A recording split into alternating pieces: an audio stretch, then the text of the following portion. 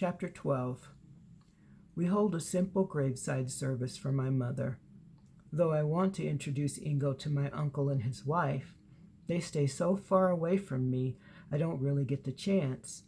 I'm used to the way things are between us, but this is my mother's funeral, for heaven's sake. I can't believe they are being so cold to me on a day like today. We should be sharing some kind of connection, and the past shouldn't matter. But it still matters to them.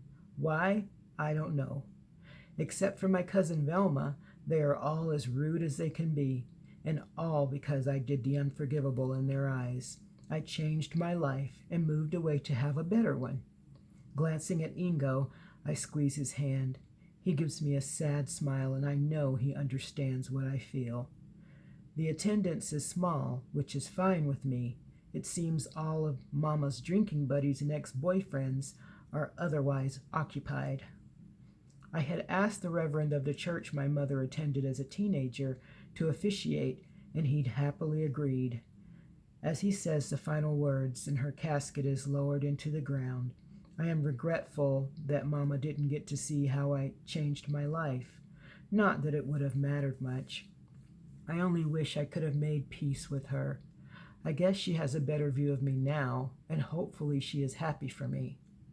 We shake hands with the Reverend and thank him for the service. Ingo gives him an envelope and he smiles, slipping it into his suit coat pocket. Walking to the car, I glimpse a lone figure standing in the distance, and my heart lurches. The person quickly turns and walks away. I can't be sure, but it almost looks like... No, it can't be him. I am certain it's not. My face is expressionless, but I am sick inside. Tightening my grip on Ingo's hand, I take a deep breath and keep walking, never slowing my step. I don't want Ingo to worry, nor do I want to think about who the person could have been. I am not up to it, and I never will be, so I put it out of my mind. Following the service, Ingo treats me to lunch and we do a little sightseeing. We take a quick tour through Biltmore House and Gardens and visit the Thomas More House. We spend the rest of the evening repacking and getting ready for our trip back. And as we board the plane the following day, I realize that for the first time in my life, I have no regrets. Sure, it would have been nice to make peace with my family, but I did all that I could and I have to let it go now. Ingo keeps my hand between his as the plane takes off.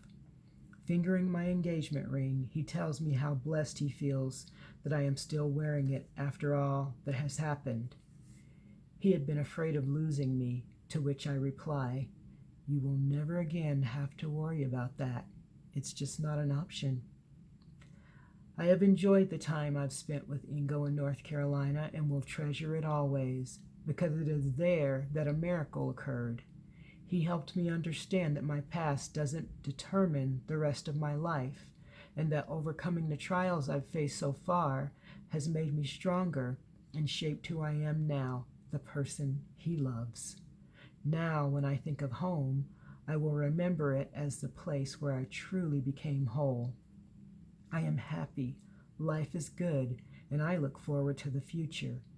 So why does a small part of me still feel unsettled?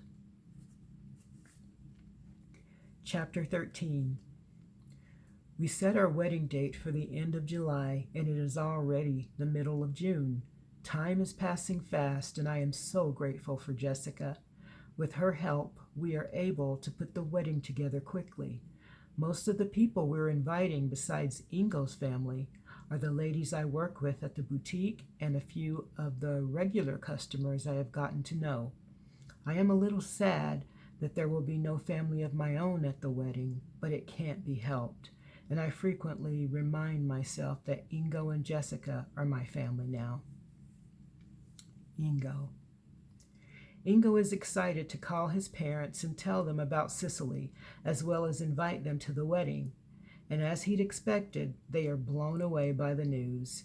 They will all be flying in for the event. He can't wait for them to officially meet Cicely. When he makes his monthly call to his best friend Adagio, he tells him about Cicely and invites him to the wedding. Congratulations, my friend, Adagio says heartily. I am so happy for you. Of course, I was beginning to wonder if, like me, you were going to be a confirmed bachelor for the rest of your life. Ingo laughs. Yeah, you and everyone else. But when you meet Cicely, you will understand why she's the only woman for me. She was worth the wait. No one else has even come close. She must be amazing to have pinned you down. And just wait until I tell the guys at the restaurant. Sam will probably call you right back to make sure I am not making this up. I can believe that. Those guys have always considered me a lost cause anyway, especially Mr. Happily Married for 15 years Sam. Adagio laughs. You are not lost, just wandering, same as me. Well, I'm no longer wandering, my friend. I've found my destination, and she is amazing. I love her so much. I can tell. So what's happening with you and Maria? Actually, nothing is happening. What do you mean? I thought things were moving along between you two. Sadly, she turned out to be, just like the other two before her, my money and my restaurant were my biggest draw. I'm sorry, man. I can definitely empathize, as you well know. Been there, done that. I do know. I guess it comes with the territory when you are single and wealthy. But I am sure God has a plan, and I have hope. I am also still waiting for that plan to emerge. Ingo chuckles. Well, while you're waiting, get your travel plans made because you're my best man. It's about time you admitted I am the best. But of course, Ingo agrees with a snort. They talk a little longer, and Ingo shares more about Cicely, wanting Adagio to understand just how special she is. Before hanging up, he gives Adagio the date of the wedding, and Adagio assures him he will be there. Adagio. Treviso, Italy. Hanging up the phone, Adagio rakes his fingers through his tousled hair and smiles. He can't believe his friend is finally getting married. Ingo is never far from his thoughts, and he is happy the man he has come to think of as a brother has finally found someone to share his life with. At times, it still amazes him that he and Ingo are so close, and the connection between them is unexplainable. It is as if they have known each other all their lives. Having grown up an only child, Adagio treasures the close relationship he shares with Ingo.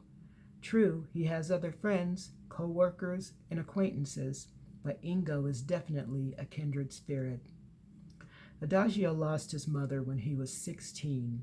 His father had died before Adagio was born, and there were no other relatives to speak of. When his mother died, she left him money she had saved through the years from cleaning houses, and he used the money to fulfill his dream of becoming a chef and opening his own restaurant. 5 years ago, Adagio traveled to America and opened an Italian restaurant in Salt Lake City. It became very popular, and business was excellent. A couple of years later, an arsonist burned the place to the ground. He had suspected it was a disgruntled employee he'd fired, but he couldn't prove it. In any case, the person was never found. Disappointed and saddened, Adagio moved back to Treviso, the place of his birth, which is only 20 minutes away from Venice. He bought a villa, opened a restaurant in the right wing of the home, and invested in stocks. The years have been very good to him as far as finances go. He smiles once more as his thoughts return to Ingo's good fortune. Chuckling, he heads over to tell the guys at the restaurant. They are not going to believe it. Chapter 14. During the week of the wedding, Ingo and I helped Jessica prepare the extra 5 bedrooms for our expected guests. I have never seen Jessica so excited. She hasn't seen her family for almost a year and is eagerly looking forward to their reunion. Taking a break to sit and visit for a bit, Jessica and Ingo talk about the family and speculate about what they are up to. But my own longing for family brings an unexpected sadness. I continue to smile, attempting to blink away the tears that have come unbidden. But Ingo notices and immediately moves to the sofa and sits next to me. Jessica joins us. I'm sorry, love. he says, squeezing my hand. I know this is hard for you. I'll be okay, I assure him with my brightest smile. After all, I have you and Jessica now. And you always will, Jessica says, then moves back to the chair across from us. Since we have a few moments, this is a perfect opportunity to discuss something very important with you. I was wondering, have you two discussed where you will live after you are married? Ingo and I glanced at each other. Well, we kind of wanted to wait until we got back from our honeymoon before we make any decisions, he said. I'm glad, because this is what I wanted to talk to you about. She looks from Ingo to me. You know, since I was never blessed with children of my own, both of you have been like my children. Ingo, you come to see me regularly, and I don't need to tell you how much I enjoy our visits. Ingo smiles. You know you've always been my favorite aunt. I know. I love the fact that you come here to escape the rest of the family. He grins sheepishly, and Jessica and I laugh. And then there's you, dear, she says to me. The day I met you was the most fortunate day of my life. You have become the daughter I've always dreamed of having, and I have grown to love you very much. I love you too. Her unexpected outpouring of feelings is just what I need right now. You've also been like a mother to me. You've been there for me when I've really needed one. Thank you.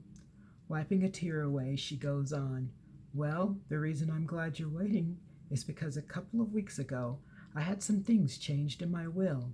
Now, mind you, I've put a lot of thought and prayer into these changes, and I feel good about my decision. She pauses, her eyes intent. Cicely, when I die, this house and everything else I own will be yours. The word stunned doesn't come close to describing what I feel. It takes me a moment to really grasp what she just said, and then another before I can speak.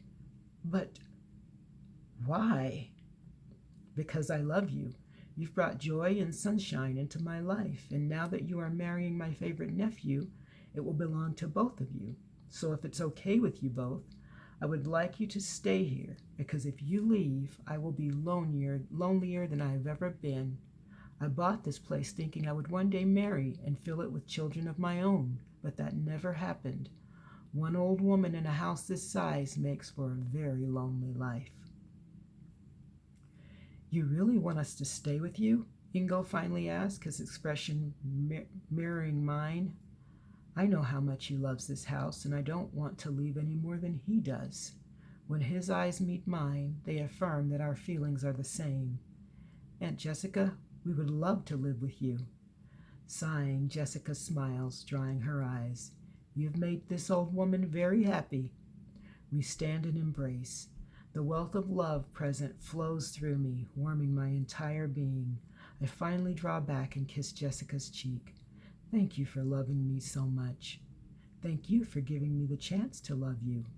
I have to second that, Ingo says, kissing his aunt as well.